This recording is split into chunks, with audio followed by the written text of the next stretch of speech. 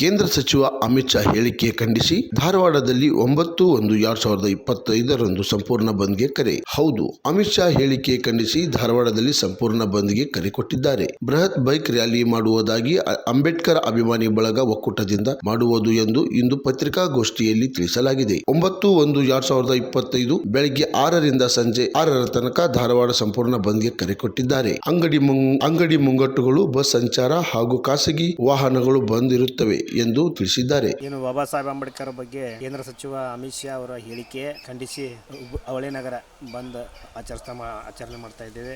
ದಿನಾಂಕ 9/1/2025 ಹುಬ್ಬಳ್ಳಿ ಧಾರವಾಡ ಸಂಪೂರ್ಣವಾದಂತಹ ಒಂದು ಬಂಧನ ಕರೆ ಕೊಟ್ಟಿದ್ದೇವೆ.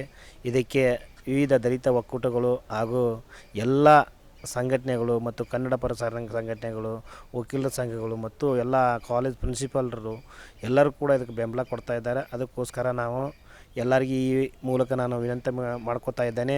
ಎಲ್ಲ ವ್ಯಾಪಾರಸ್ಥರಾಗಲಿ ಮತ್ತು ಎಲ್ಲ ಸಾರ್ವಜನಿಕರಾಗಲಿ ಆ ಒಂದು ದಿನ ಯಾರೂ ಕೂಡ ಹುಬ್ಬಳ್ಳಿ ಧಾರವಾಡಕ್ಕೆ ಬರಬಾರ್ದು.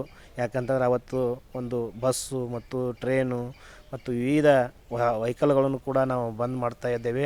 ಅದಕ್ಕೋಸ್ಕರ ನಿಮಗೆ ಯಾರಿಗೆ ತೊಂದರೆ ಆಗಬಾರ್ದು, ದಯವಿಟ್ಟು ಅವತ್ತು ಯಾರು ಬರಬಾರ್ದು ಮತ್ತು ಈ ಒಂದು ಹೋರಾಟಕ್ಕೆ ಎಲ್ಲರೂ ಬೆಂಬಲ ನೀಡಬೇಕು.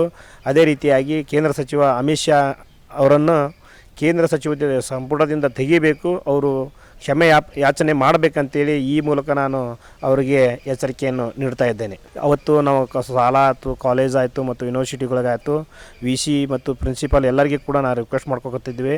ಒಂದು ಲೆಟರ್ ಕೊಟ್ಟು ಅವ್ರಿಗೆ ರಿಕ್ವೆಸ್ಟ್ ಮಾಡಿಕೊಂಡು ಅವತ್ತು ಶಾಲಾ ಕಾಲೇಜುಗಳನ್ನು ಬಂದ್ ಮಾಡಬೇಕು ಅಂತೇಳಿ ನಾನು ಈಗ ನಮ್ಮ ಎಲ್ಲ ಹಿರಿಯರ ಮುಖಾಂತರ ನಾವು ಅಲ್ಲಿ ಕಾಲೇಜಿಗೆ ಹೊಂಟಿದ್ದೇವೆ ಈಗ ಸರ್.